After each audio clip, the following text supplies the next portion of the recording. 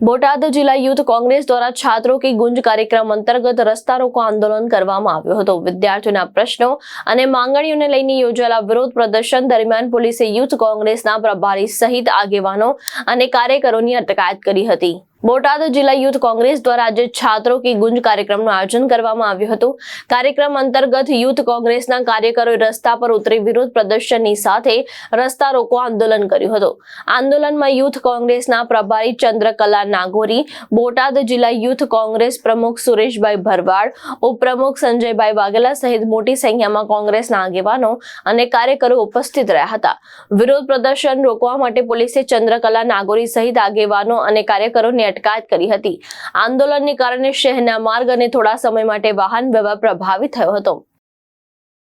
સુરેશભાઈ, આ કોંગ્રેસ દ્વારા ધરણા પ્રદર્શનનું આયોજન કરવામાં આવ્યું, શું વિગત છે, શું માંગ છે અને કેવા પ્રકારનું શેના માટે પ્રદર્શન કરવામાં આવ્યું? પત્રકાર મિત્રો બધા જાણી રહ્યા છો, જંતર મંતર ઉપર જે છાત્રો અને જે આપણી દીકરીઓ ઉપર જે દમન કર્યું, સાહેબ આ અમિત શાહના ઇશારા ઉપર જે લાઠીચાર્જ કરવામાં આવ્યો, એના માટે આખું પ્રદેશ કોંગ્રેસ અને યુથ કોંગ્રેસ અને અમારું આખું કોંગ્રેસ પરિવાર આજે આ છાત્રોની સાથે છે।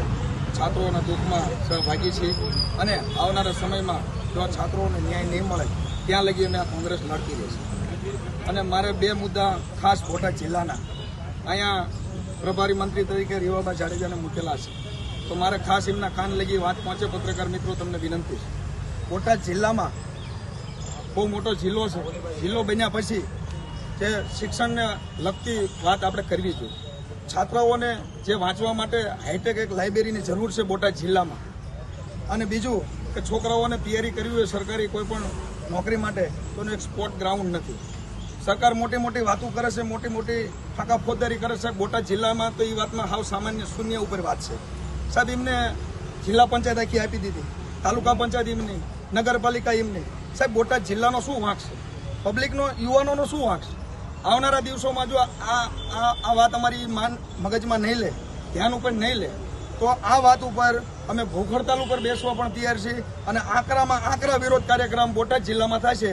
અને જ્યારે પ્રભારી મંત્રી આવશે, અમારી વાત ધ્યાનમાં નહીં લે, ત્યારે હરેક કાર્યક્રમમાં બોટાદ જિલ્લા યુથ કોંગ્રેસ એમનો વિરોધ કાર્યક્રમ કરશે।